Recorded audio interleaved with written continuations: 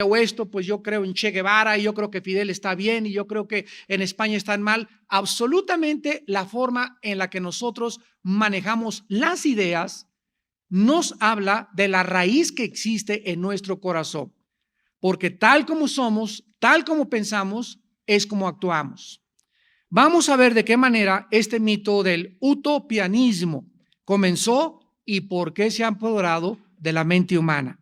Vamos a comprender de qué manera esta visión utópica o de este sueño de que el hombre puede mejorar, que el Estado puede mejorar la situación de los ciudadanos y los ciudadanos comienzan a creer de una forma idolátrica en que el presidente, el gobernante, los diputados, los senadores o tal partido realmente lo están creyendo, pueden llegar a cambiar el estado social, el estado espiritual, el estado económico de un país.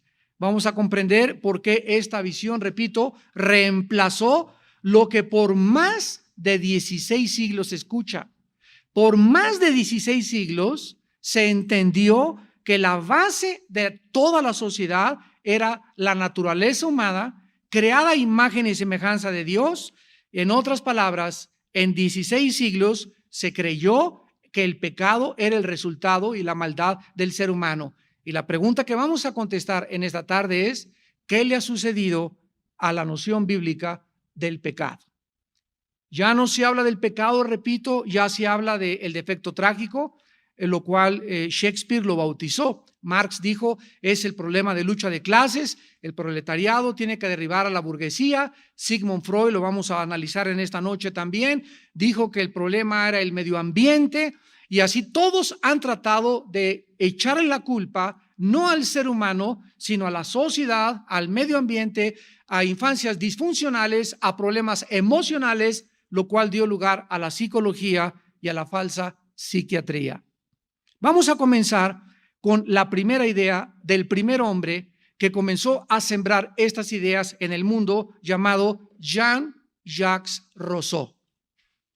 Rousseau o Rousseau, como lo quieran pronunciar en francés. Jean-Jacques Rousseau. Este hombre nació en Suiza y surgió dentro de la escena intelectual de la época en la que él estaba viviendo a mediados del siglo XVIII. O sea que un análisis breve de la historia que vamos a hacer en esta noche nos va a llevar a que del siglo XVIII a nuestros días, al siglo XXI, es donde ya aumentó, creció, se pervirtió y se degradó la sociedad en que vivimos. Este hombre ganó una notoriedad inmediata, Rousseau, porque presentó un ensayo con una tesis que jamás nadie había presentado. Se las voy a leer. Rousseau estableció esta tesis: el progreso de la civilización no es beneficioso para los seres humanos, sino dañino. Y en su estado natural, la naturaleza humana es buena y solo se vuelve mala cuando es corrompida por la sociedad. Este hombre postuló su tesis diciendo, el resultado por lo cual estamos actuando como estamos actuando es la sociedad que nos envuelve. Él vivió en tiempos después posteriores a la Revolución Francesa y comenzó a influir en muchos postrevolucionarios y comenzó a hacerle creer a la gente que realmente el Estado, si se cambiaba el Estado, si se ponía a las gentes que ellos soñaban, todo esto sembraron las semillas para el marxismo, para la psicología y para el ateísmo. Entonces este hombre comenzó a atacar y a decir lo que la Biblia dice en contraposición, y la antítesis de la Biblia es Jeremías 17:9. Perverso es el corazón más que todas las cosas, ¿quién le conocerá? Es interesante en esta noche que analicemos estas raíces y a todos estos ideólogos o filósofos de la maldad, que todas las ideas, todas las proposiciones, todas sus tesis, todas absolutamente, sin excepción, atacan a la Biblia. O sea, vemos una guerra, como dijimos la clase pasada, de ideas en el mundo que nos rodea. Y todas las ideas que surgen y que no tienen su origen en la palabra de Dios, nosotros sabemos de dónde provienen, del mismo infierno. Y nosotros tenemos que tener, que dijimos, la intuición, la percepción y el discernimiento para que las ideas que leemos en los libros de Sanborns, en los libros de la Casa de Cristal, en los libros de tu biblioteca, en los ideólogos, en los filósofos, en la escuela, cuando vayas a la universidad, tú estés preparado para poder detectar esa idea, captarla inmediatamente, llevarla cautiva a la obediencia a Cristo Jesús, rechazarla y combatirla. Porque Dios no nos manda a ser cristianos mediocres, de tragarnos solamente las ideas y la ideología, que la evolución y que venimos del chango, que el ateísmo, el escepticismo, el hedonismo, el secularismo, etcétera, etcétera, sino que combatamos estas ideas porque somos la luz del mundo. Y es algo que se ha perdido totalmente en la cristiandad. Ya no hay apologistas, ya no hay guerreros, ya no hay personas que puedan combatir esas ideas a través de la radio, a través de la televisión, a través de escritos, a través de libros. Y está el mundo oprimiendo a la iglesia, y la iglesia está dejándose penetrar por toda esta barbaridad de ideologías que van a acabar, como la Biblia lo profetiza, en la apostasía de la mayor parte de la cristiandad. Dice en Proverbios 21:2, todo camino del hombre es recto en su propia opinión. Salomón escribió hace 3000 años que cada persona tiene el mejor concepto de sí mismo. Y a tus ojos tú crees que no estás mal. A tus ojos tú piensas que el homosexualismo es otro estilo de vida. A tus ojos tú piensas que doña Pachita no fue tan mala. A tus ojos y bajo tu concepto piensas que lo que pasa en España, lo que pasa en Irak no debe haber sucedido. A tus ojos. Y tenemos una percepción tan deteriorada por el pecado en nuestra mente que necesitamos ser alumbrados. ¿Y quién es la lámpara que ilumina nuestro espíritu? El Espíritu de Dios, el Espíritu Santo. Él es el único que puede arrojar a nuestra vida la luz para mostrarme que lo que yo creía, lo que yo suponía, lo que yo pensaba, de acuerdo a mis falsas conceptualizaciones, estaba totalmente yo equivocado. Y yo tengo que ser manso y humilde para someterme y desechar esas ideas, sacar esas ideologías de mi mente, no abrazarlas porque contraponen la palabra de Dios, y el Espíritu Santo me seguirá guiando y me seguirá mostrando el camino de la verdad. En Romanos 3:10, el diagnóstico de Dios es que no hay justo ni aún uno. Y aquí no hay excepciones, ni un papa, ni una monja, ni un monje, ni San Martín de Porres, ni Santa Sirindana, ni Santa Cachiporra, ni Santa como tú le llames.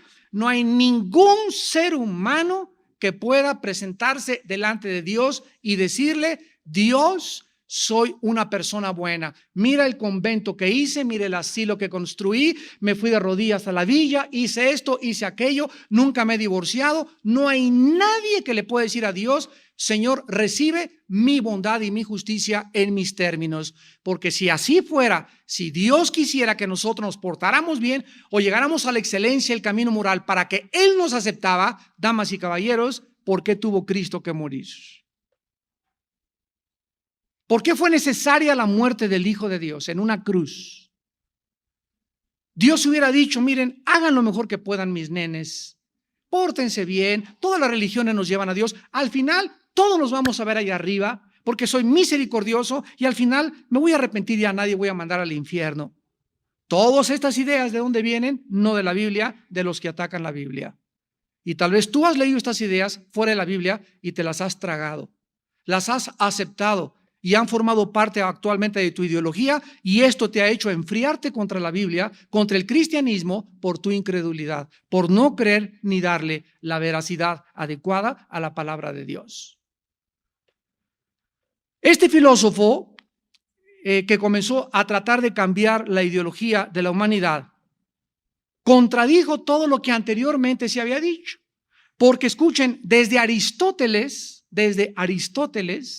la mayor parte de los filósofos habían pensado y habían enseñado que los seres humanos somos naturalmente sociales y que nuestra realización como seres humanos se lograba a través de nuestra participación en las instituciones civilizadas como la familia, la iglesia, el Estado y la sociedad. O sea, todos ellos estuvieron de acuerdo en el mismo común denominador de ideas, de que la participación del ser humano en la iglesia, en el Estado, en la sociedad, en la familia, era lo que realmente llegaba a nuestra realización. O sea, el aislarte de la sociedad, el aislarte y comenzarte a ir a un convento y a irte a un monte, lo que se llama el ermitañismo o la filosofía de los ascetas, lo vamos a ver a continuación, es antibíblico y es precisamente la idea sembrada en estas personas de creer que el mal está en la sociedad y no en nosotros mismos. Cuando Roma, aproximadamente en el siglo XVI-XVII, pensó que para servir a Dios necesitaba ser monje o monja y necesitabas recluirte porque la sociedad te contamina y a Dios se le encuentra en un convento lejos del mundanal ruido, comenzó a absorber esta filosofía que se convirtió en el ascetismo moderno, el cual practican los lamas y los budistas. Se rapan, se ponen mantos, hacen votos de pobreza, celibato sacerdotal, no voy a tener sexo porque también el sexo es pecado, no me voy a manchar con el mundo, y es exactamente lo contrario a lo que la Biblia dice. Cristo ordenó: id a todo el mundo y predicar el evangelio. ¿Cómo pueden creer las personas que se creen religiosas que aislándose de la sociedad, de la familia y del Estado van a encontrar a Dios y van a ser más santas que las demás personas? Cuando en ese momento, repito, nos volvemos ascetas, una filosofía que está claramente descrita en Colosenses 2, a continuación la vamos a ver. Pero Rousseau, Jean-Jacques Rousseau, el que estamos hablando, contradijo todo lo que desde Aristóteles había enseñado y volteó al revés esta nación, porque Rousseau también insistió en lo siguiente. Escribió, cito: la naturaleza humana se manifiesta mejor separada de las instituciones sociales. La gente que es naturalmente amable, amorosa, bondadosa, virtuosa y falta de egoísmo, pero la sociedad que le rodea con todas sus demandas, estoy leyendo a Rousseau, lujos, vicios y convencionalismos y competitividad le vuelven malo e hipócrita. Comenzó a enseñar y a postular de que la sociedad es la culpable de nuestra hipocresía, de nuestros vicios, de nuestros lujos, porque si la sociedad no se hubiera modernizado, el ser humano sería un ser humano absolutamente normal. Rousseau no leyó la historia de Caín. Caín no tenía ni fax, ni computadora, ni aire acondicionado, ni ninguna cosa. Era una persona aislada y asesinó a su hermano. Y dice la Biblia en 1 Juan 3, ¿por qué le asesinó? Por envidia. Entonces, desconocer las pasiones desordenadas humanas que la Biblia menciona como pecados es desconocer la conducta del ser humano. O sea que el medio ambiente, para concluir, de acuerdo a Rousseau, es el culpable de la maldad. Esto es el ascetismo, y de ahí que comenzaron a recluirse y a aislarse de la sociedad. Veamos en el libro de Colosenses cómo el apóstol Pablo combatió esta filosofía asceta. Y la idea surgió, repito, de Rousseau. Dice en Colosenses 2, versículo 20 al 23,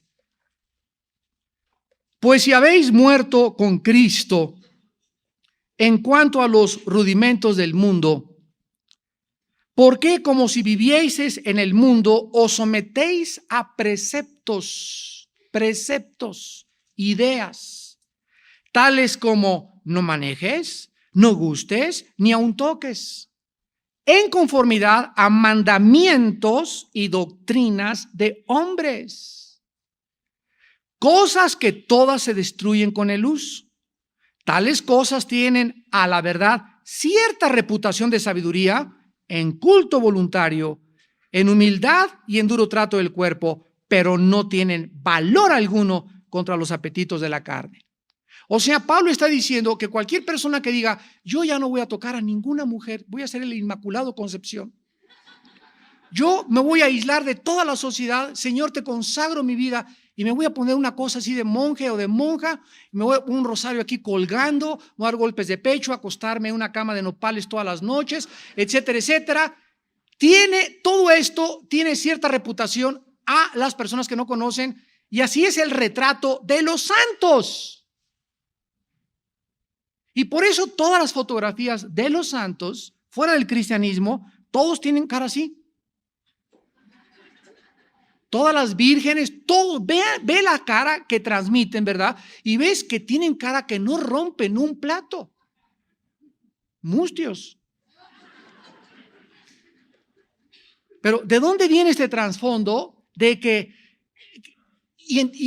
escúchenme, todo esto ha entrado a la iglesia cristiana? Y encuéntrese a los hermanos. ¿Cómo está, hermanito? Muy bien, para la gloria de Dios, hermano. A su santo nombre, aleluya. Cálmate, San Cirindano. Y ha entrado a la iglesia cristiana el concepto que el cristiano tiene que andar así, y las hermanas, nada de pintura, pone hasta con velo fuera de la iglesia, el vestido hasta los tobillos, parecen musulmanas. Yo siempre les he dicho, hay dos extremos en las mujeres: las que no se pintan nada, que parecen momias de Guanajuato, y las que se exageran en su maquillaje, parecen árboles de Navidad. Pero la Biblia nos invita a venir al equilibrio y al centro. La Biblia recomienda, ¿verdad?, que la mujer no use exceso de maquillaje, ni un peinado así morado con verde, ni por aquí, por allá, con castañuelas por todos colgando y tintinando, ¿verdad? Y que atraiga demasiado exageradamente a su persona, al vestido que trae, pero que se arregle, que se ponga maquillaje, que se arregle el pelo, que haga ejercicio, que se mantenga linda para su esposo, etcétera, etcétera. Y no.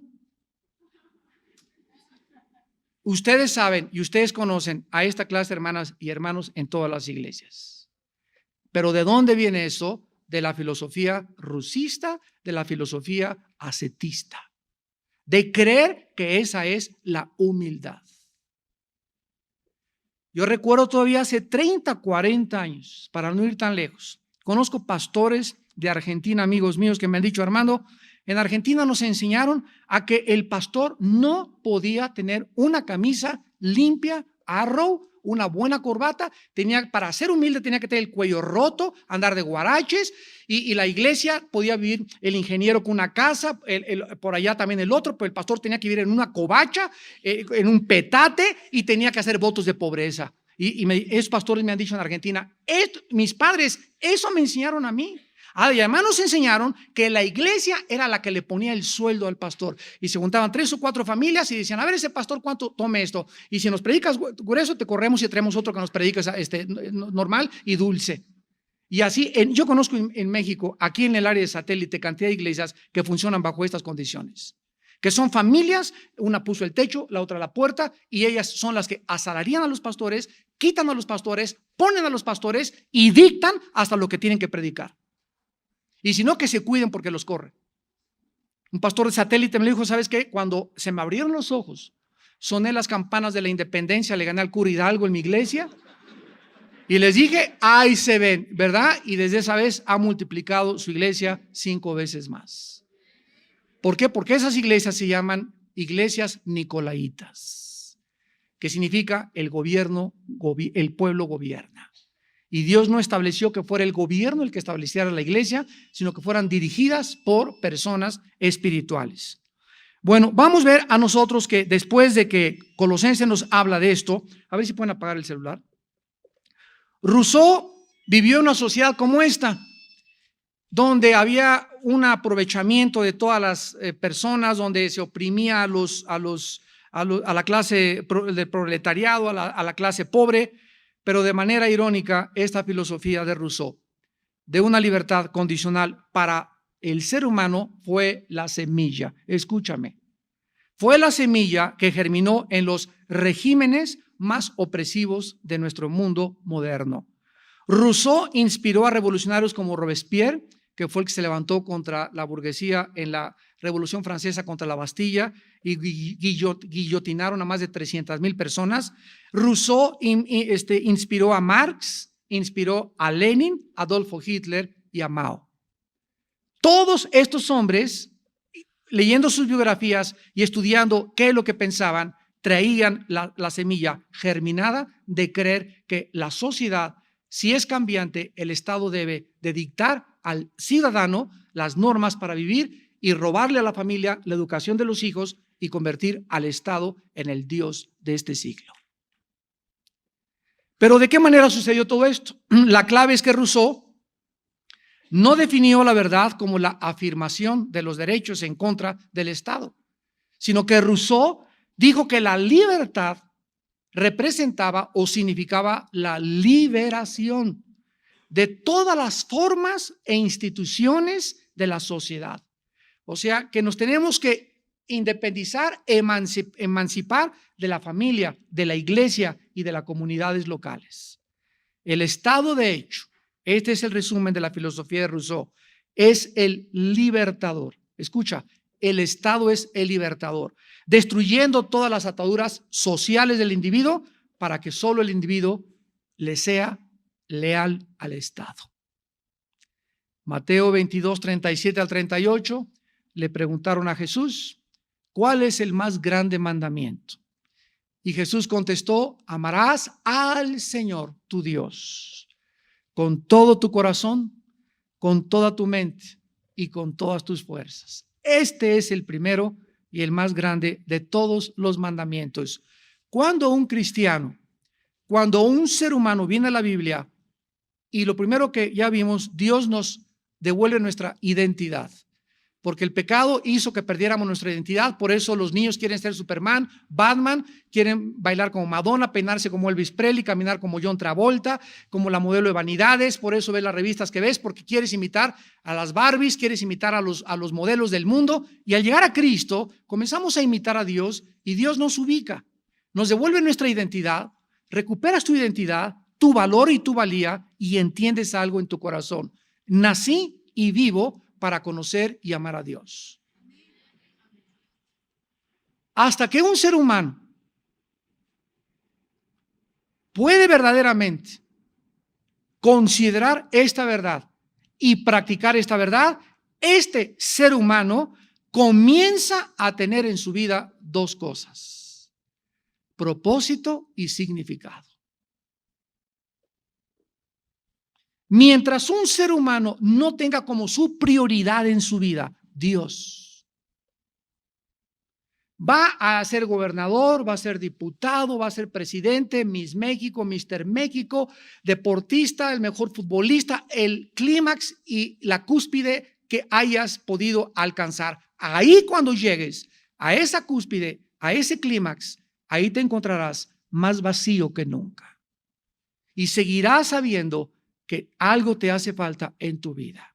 Irás de mujer en mujer, de cigarro en cigarro, de filosofía en filosofía, de teatro en teatro, de cine en cine, de posición en posición, y nunca Jesús dijo, volverás a encontrar la saciedad. De esa agua tendrás siempre sed. Pero el agua que yo les vengo a dar, dijo Jesús, se convertirá en una fuente que salte para vida eterna dentro de su vida. ¿Y saben por qué, damas y caballeros, amados hermanos? Porque fuimos creados para Dios. San Agustín de Hipona decía, oh Dios, mi alma nunca tendrá paz, ni será saciada hasta vivir en tu presencia. Es cuando hacemos contacto con Dios a través de la Biblia y de Jesucristo, cuando nuestra vida comienza a adquirir dirección, propósito, significado. Cuando comenzamos a descubrir por qué vivo, cuando comienzo a tener respuesta a las tres preguntas que la filosofía ni la religión han podido contestar ni contestarán. ¿De dónde venimos? ¿Cuál es el origen? ¿Quiénes somos? ¿Hacia dónde nos dirigimos? Solo la Biblia tiene estas respuestas. Aquí nació pues lo que los políticos llaman la política de la redención. La idea de que la política puede ser el medio no solo de crear un mundo mejor, sino de transformar a la naturaleza humana creando un hombre nuevo. Este fue el sueño y la filosofía de Adolfo Hitler. Si nosotros, el Partido Neosocialista Alemán, puede los nazis podemos crear una nueva raza, él le llamó la raza aria, y quitar a los ratones, así les llamó a los judíos, y podemos levantar, y a través de la reproducción y a través de miles de experimentos genéticos que hicieron abominables los nazis, podemos levantar esa raza, vamos a controlar el mundo y durará el Tercer Reich 1 milenio, 1000 años, y 85 millones de alemanes lo creyeron.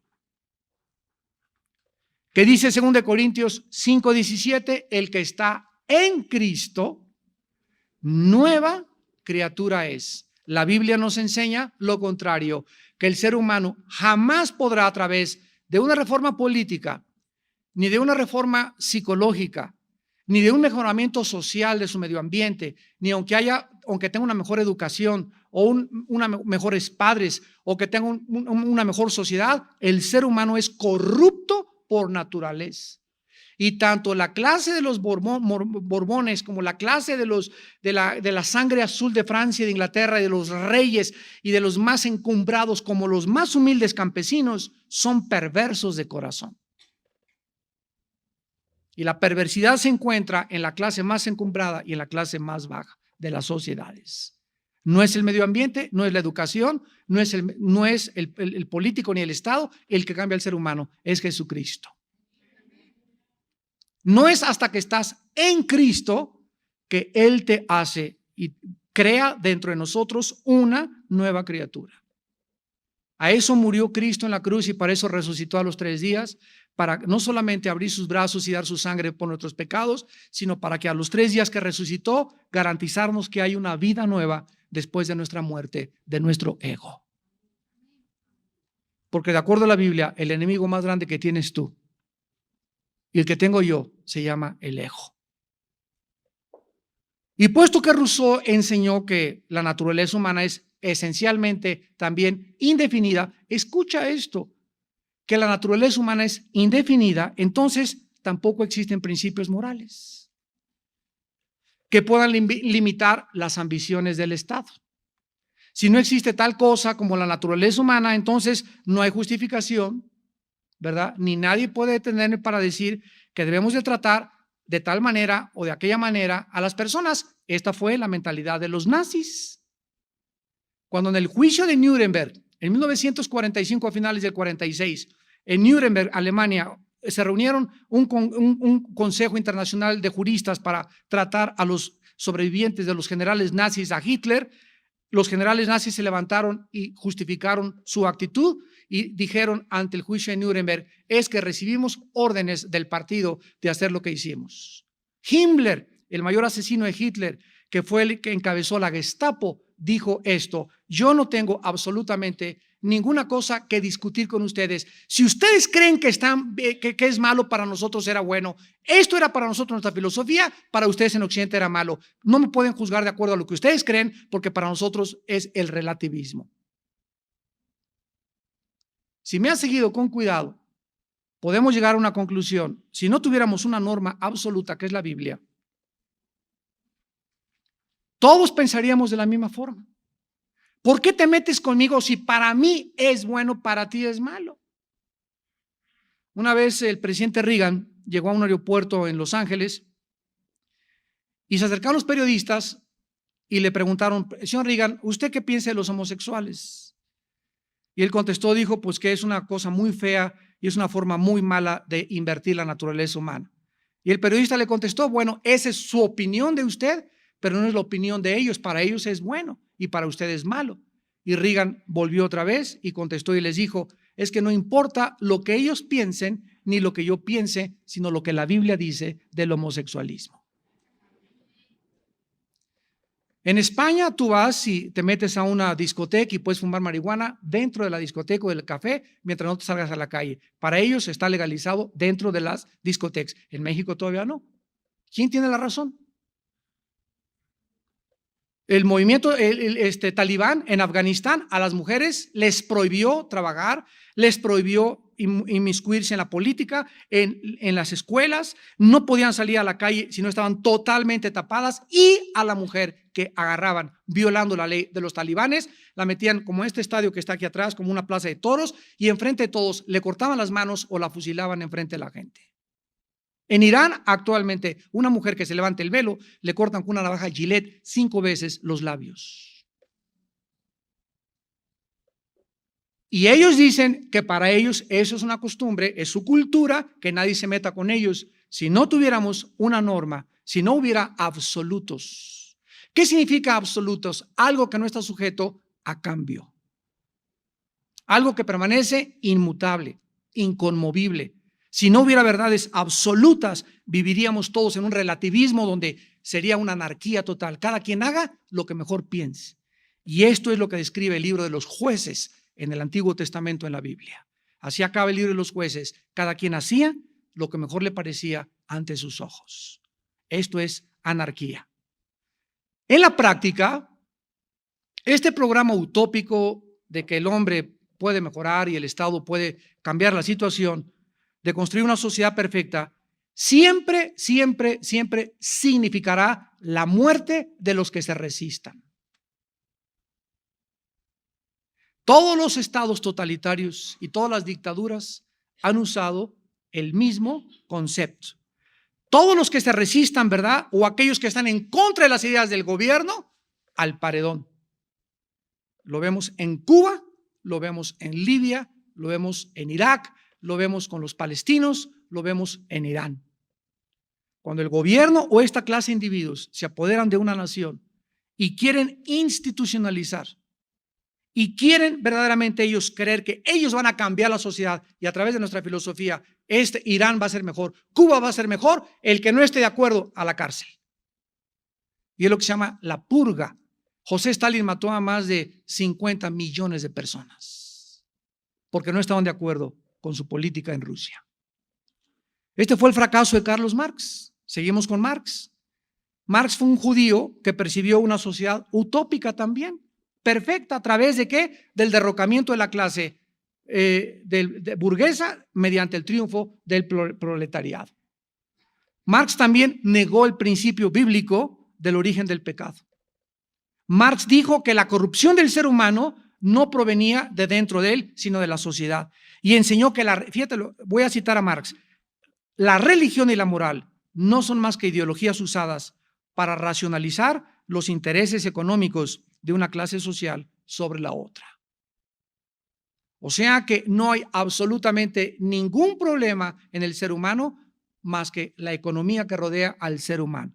No es de extrañar, pues, que todos los estados totalitarios creados por el marxismo nunca reconocieron ningún principio moral universal, ninguna justicia trascendente y ningún límite moral en sus asesinatos brutales y sanguinarios. Fue el marxismo el que cambió. Crimen, no, aquí no matamos, aquí eliminamos por causa del Estado. No, aquí nadie está robando, estamos expropiando. ¿Se dan cuenta cómo al cambiar la terminología del pecado se suaviza, se endulza y la gente se lo traga? Y entonces Himmler y los generales nazis y los generales de Stalin y los generales rusos no tenían la conciencia que estaban matando, era algo para beneficiar al Estado, porque el Estado así lo demandaba por el beneficio futuro de la propia nación. El partido siempre tenía la razón. Vino a principios del siglo XX un filósofo llamado Friedrich Nietzsche, tu padrino. Y Nietzsche dijo esto: Dios está muerto. Así, simple y llanamente. Dios está muerto. Escuchen, nunca en la historia, en ningún siglo, ha habido más ateos que en el siglo XX. Les puedo nombrar a Nietzsche, Freud, Marx, Hitler. Bueno, Hitler no era ateo, pero por lo que practicaba, Ingersoll, Jean-Paul Sartre y todos estos hombres, padre del existencialismo francés, todos estos hombres influyeron, y cuando el marxismo llega a México por los 60s, ustedes recordarán que el presidente Allende en Chile fue derrocado, fue derribado, un golpe de Estado, y todos los ateos y los economistas marxistas les abrieron la puerta en México y llegaron aquí a México e ingresaron, invadieron y controlaron principalmente la Facultad de Economía en la UNAM, la Facultad de Economía. Ese grupo de economistas que salió de México entre los 60s y los 70s fueron el 85% ateos. Esos economistas entraron en la Facultad de Economía, en el Politécnico, en el Tecnológico Monterrey, y hasta en la Universidad Iberoamericana, en muchas universidades, y comenzaron a enseñarles a los alumnos el ateísmo y la filosofía de la teoría de la evolución, la cual después penetró las preparatorias y actualmente en México, en todas las secundarias y en todas las preparatorias se enseña que venimos del chango. Prepara a tu hijo, porque tu hijo que lo mandaste a la escuela dominical y tu hijo que le enseñaste la Biblia lo está esperando con una bazooka, con un tomahawk y con ametralladoras en la escuela a sus profesores para tratar de robarle todo lo que nosotros les hemos sembrado. Y si tu hijo entra a la secundaria, sin bases, sin conocimiento, sin una intimidad con Dios, sin una verdadera profesión de fe en Jesucristo, tu hijo se va a convertir en un apóstata y va a abandonar la fe. O sea, realmente nunca tuvo la fe y se va a convertir tal vez hasta en un enemigo de la cruz de Cristo algún día. Este hombre, Nietzsche, con su filosofía utópica de un hombre nuevo, otra vez se repite. Un hombre nuevo inspiró a Adolfo Hitler. Fue el filósofo que más inspiró a Hitler para tratar de formar, como ya hemos visto, una nueva raza en Alemania. Nietzsche dijo: la moral cristiana no es más que una moralidad para esclavos, y las virtudes como la bondad, la humildad, la mansedumbre y la generosidad son características de los débiles. Estoy citando a Friedrich Nietzsche y son las mismas palabras que Saddam Hussein pronunció antes de que fuera invadido en su nación. No puedo, yo le dijo un periodista de CNN, no puedo ningún hombre que es líder mostrar debilidad. La debilidad es de las mujeres, no de los hombres. ¿Qué dice 1 Corintios capítulo 1, versículo 25? Porque lo insensato de Dios es más sabio que los hombres y lo débil de Dios es más fuerte que los hombres. Cristo, poder y sabiduría de Dios. Versículo 20, ¿dónde está el disputador de este siglo? ¿No ha enloquecido Dios la sabiduría del mundo? Vean ustedes, desde la perspectiva de los dictadores, Nietzsche, Sartre, Carlos Marx, Mao, Stalin, Rousseau, etcétera, etcétera, la debilidad no debe ser conceptualizada como una virtud en el ser humano. El hombre tiene que, de ahí viene, el hombre tiene que ser macho. Y tiene que imponerse con su personalidad así. Y por eso en México así, la mayor parte de los políticos así, miran todos. Todos. Si no tienes esta cara, no eres político. Si no tienes esta cara, no eres policía. Tú ven un indito, baja del cerro, ¿cómo está? Mi patroncito, ponle una cachucha, una macana y lo transformas inmediatamente al darle autoridad. Y esto viene de los genes y de la cultura transmitida, de todas estas falsas ideologías. Estados Unidos fue formado, la única nación que fue formada en la Biblia, es la única nación en la historia que fue formada con la Biblia de Estados Unidos. Y tú ves a los políticos y siempre están con una sonrisa oreja a oreja. Ves a los policías, te para un policía de Estados Unidos, ¿cómo está? Te llega riendo y aquí te llegan y parece que te van a macanear. ¿Por qué esa actitud? Por la ideología, por la cultura, de donde tiene todo su raíz. De forma paradójica, Nietzsche se hace homosexual a los 35 años y muere loco a los 42 años de edad en un manicomio. El hombre que dijo que Dios estaba muerto nunca supo que él fue el que murió, pero Dios seguía vivo. Dice en Romanos 1:22, profesando ser sabios se hicieron necios. Y finalmente tenemos a Sigmund Freud, llamado el padre de la psicología moderna. Él ha sido una de las personas que más le han quitado. Escucha, si tú vas a estudiar psicología, cuídate cuando te enseñen a Freud el conductismo y el psicoanálisis. para que ya con un filtro, si vas a estudiar psicología, lo puedas filtrar y no te tragues todo lo que te están enseñando. Freud enseñó que el sentido de responsabilidad moral no existía. Es una de las personas que le quitaron, repito, más que nadie, el sentido de la responsabilidad moral al individuo. ¿Por qué? Freud redujo al ser humano a un animal complejo.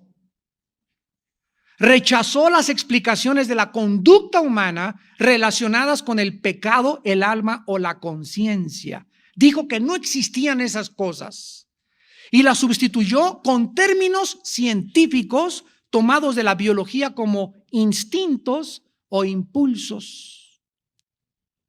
En la teoría freudiana, las personas no son agentes racionales, sino títeres de fuerzas inconscientes que los seres humanos no podemos comprender ni controlar.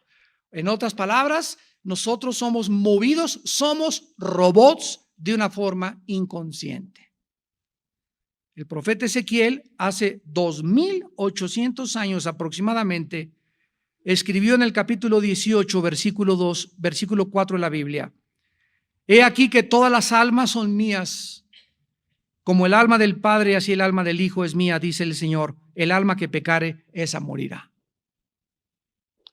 Ahora, ve en el versículo 20 que dice Dios: el alma que pecare, esa morirá. El Hijo no llevará el pecado del Padre, ni el Padre llevará el pecado del Hijo. La justicia del justo será sobre él y la impiedad del impío será sobre él. Aquí Dios está hablando de dos cosas. En primer lugar, no está negando la herencia maldita del pecado. Por ejemplo, permítame explicarles.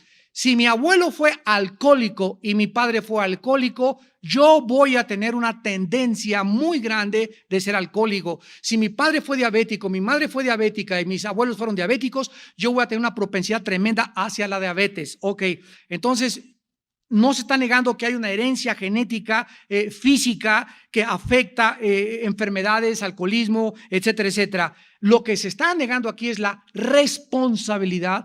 Si mi padre fue borracho, mi madre fue borracha y yo tengo la probabilidad de heredar la borrachera, yo tengo que escoger seguir siendo borracho como ellos o recibir a Cristo y ayudar a pelear contra la borrachera.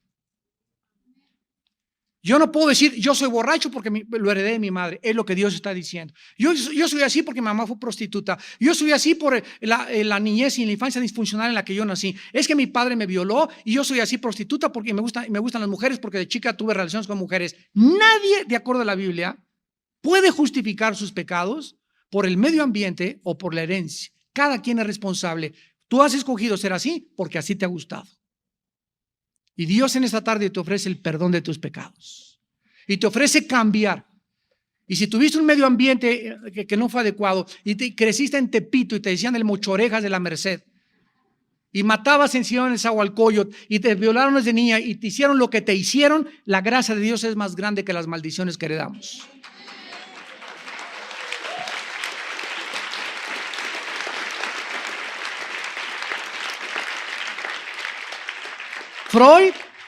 Freud era un creyente absoluto de la teoría darwiniana de la evolución y propuso además un plan evolucionario, Freud, en el cual fíjate lo que dijo Freud, nuestros impulsos primitivos, que le llamó el id de Daniel, así le llamó a los impulsos primitivos, pertenecen a la parte más antigua de nuestro cerebro.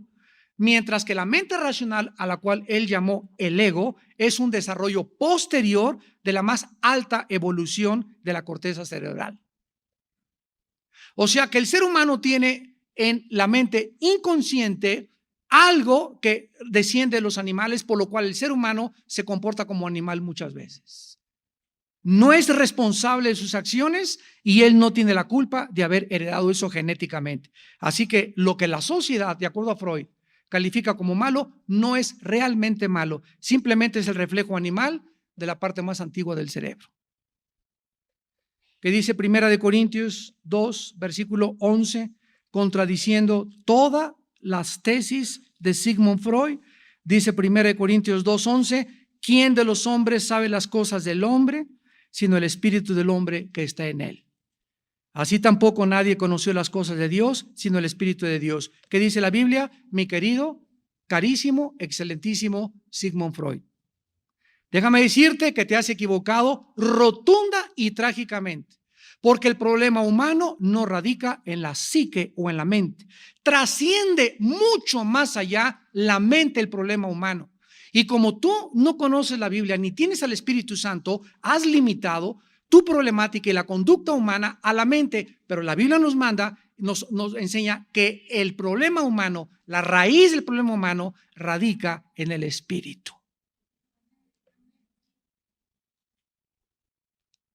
La enfermedad del ser humano está en su espíritu muerto hacia Dios.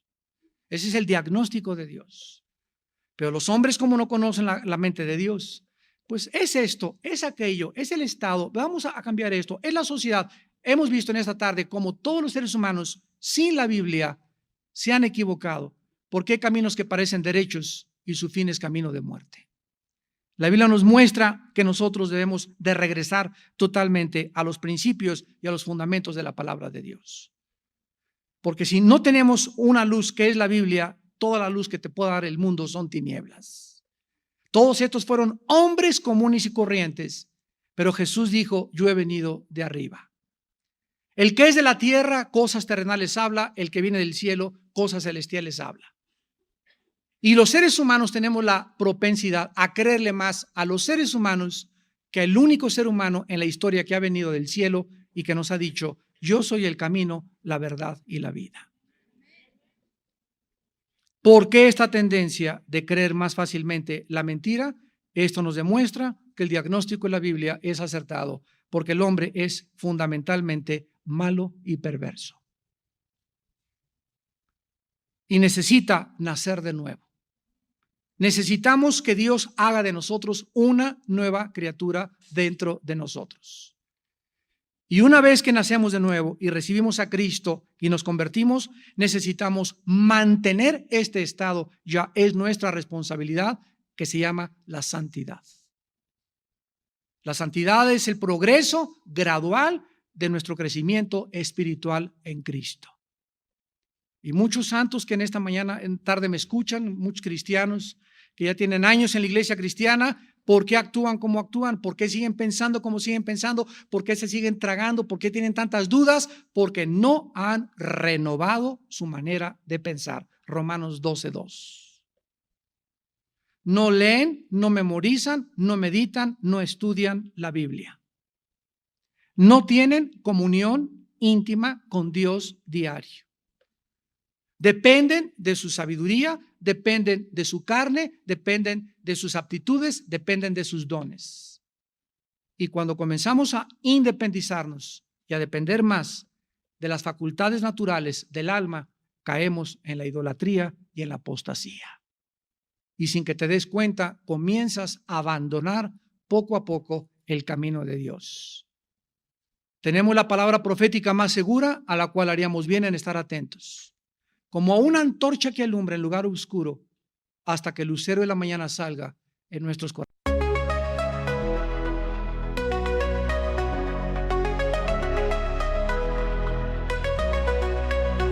In the haze of neon dreams I wander through the night, lost in a sea of stars where your whispers take flight. Electrified emotions, they dance around my heart in this digital garden where we never have to part. Shadows blend with colors as the beat sets me free. Every note a memory, every rhythm you and me. Echoes of you in synth waves, feel near in the pulsing haze. It's such a world where we collide. You lost the rhythm in my mind. With the glow of city lights, our shadows intertwine in this kaleidoscope of love where the past and future align. With every step I take, I feel your presence strong in this digital symphony where our hearts belong. Shadows blend with colors as